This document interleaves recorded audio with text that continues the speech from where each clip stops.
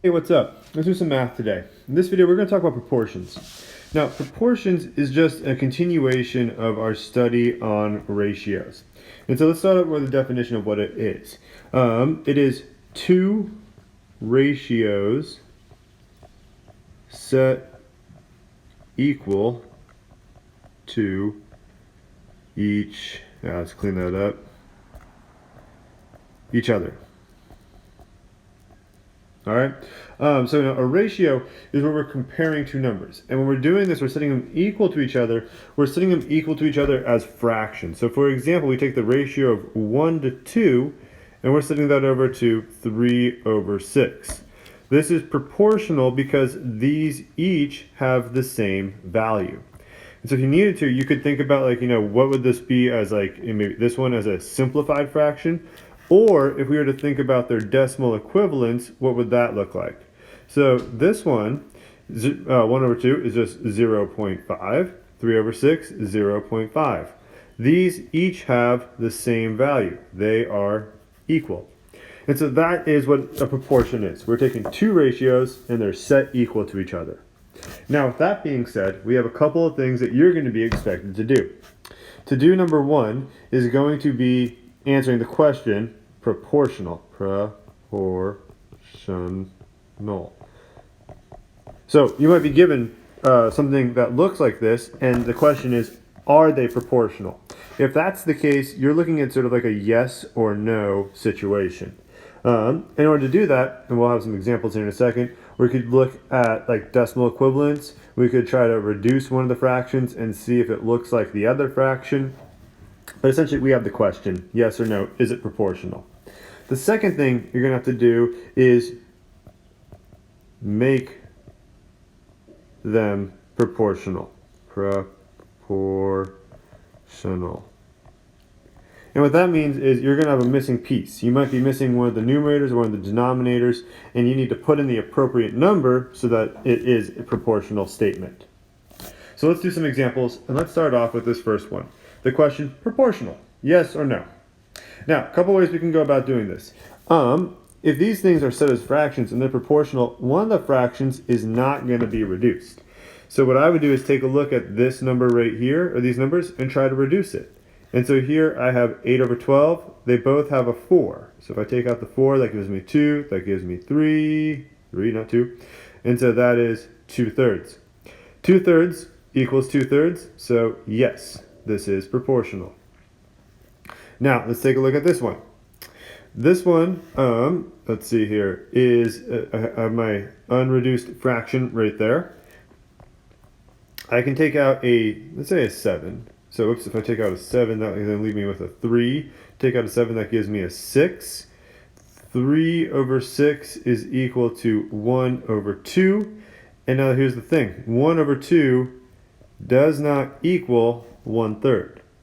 So by reducing the fraction, I'm like, these are not proportional because the fractions are not the same. So here, my answer would be no. So again, one of the things you're going to have to be able to do is look at some fractions and determine whether or not they are proportional. And so it's either a yes or no situation. Next, we have find the missing piece. We have two fractions that are set together that are supposed to be proportional, but we're missing one of the numbers, and it's your job to find it. So the way we do this is we play a little multiplication game. All right, so if something's proportional, that means that we've essentially took these numbers here and we've multiplied them by the same thing. And that's what got us this number here. So the question you have to ask is, what did I have to multiply 5 by to get 15? Well, you multiplied by 3. So I'm going to take this 12, I'm going to times that by 3, and that's going to give me the number that should go there. And so that's going to be 36.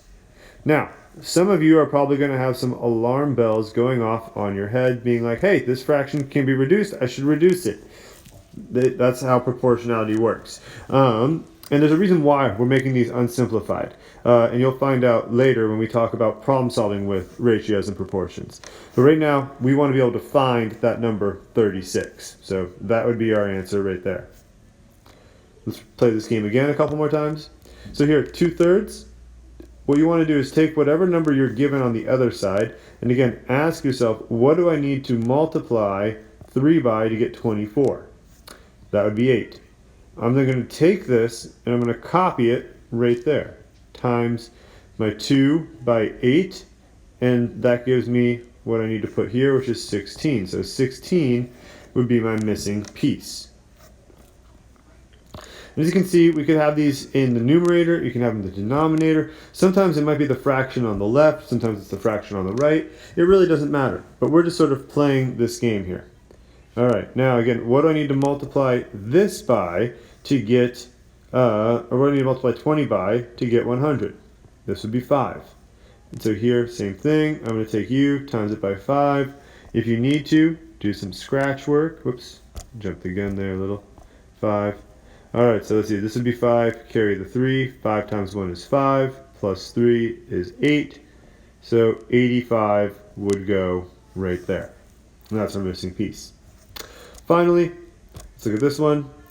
And so really, it's how well do you know your multiplication tables? You know, what do I need to multiply 7 by to get 63?